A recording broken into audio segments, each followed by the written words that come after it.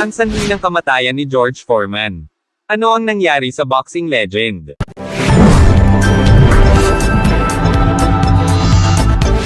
Ang mundo ng boxing ay tinamaan ng nakakasakit na balita noong Biyernes sa isang ospital sa Houston na si George Foreman, ang maalamat na heavyweight champion, ay pumanaw sa edad na 76.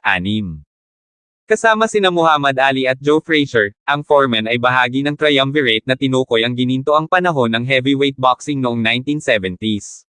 Ang kanyang pangangibabaw sa ring, ang kanyang comeback story, ang kanyang mas malaki kaysa sa buhay na presensya kasama ng kanyang banayad na kalikasan ay ginawa siyang isang icon.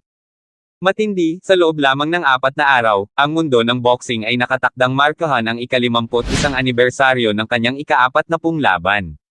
Ngunit bago iyon mangyari, hininga niya ang kanyang huling hininga.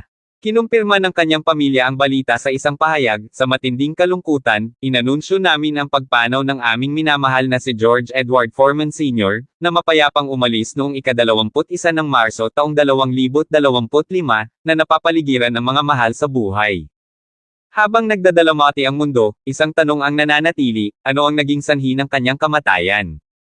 Ang pamilya o mga opisyal ni George Foreman ay hindi nagpahayag ng kanyang opisyal na sanhi ng kamatayan.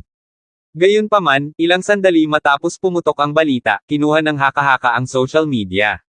Itinuro ng ilang tagahanga ang isang lumang video ng Foreman na tumatanggap ng bakuna para sa COVID-19, na nagpapalakas ng mga debate online. Ngunit mayroon bang anumang katotohanan sa mga ideyang ito? Sa mga taon na humahantong sa kanyang kamatayan, ang mga bulong tungkol sa kalusugan ng Foreman ay lumalabas paminsan-minsan. Noong 2023, iminungkahi ng mga hindi na-verify na tsismis na nakikipaglaban siya sa mga seryosong issue, ngunit natigil ang mga iyon nang magpakita siya sa publiko na mukhang kasing lakas ng dati. Ang boxing legend mismo ay minsang umamin na sumasailalim sa maraming operasyon sa tuhod, na sinabi sa AARP noong 2014 na mayroon siyang, tungkol sa 4 na operasyon sa tuhod. Kamakailan lamang, ang kanyang kapatid na si Roy Foreman ay nag-claim na ang 2 beses na World Heavyweight Champion at Olympic Gold Medalist ay dumanas ng napakalaking stroke at ay hindi na nakabawi mula doon.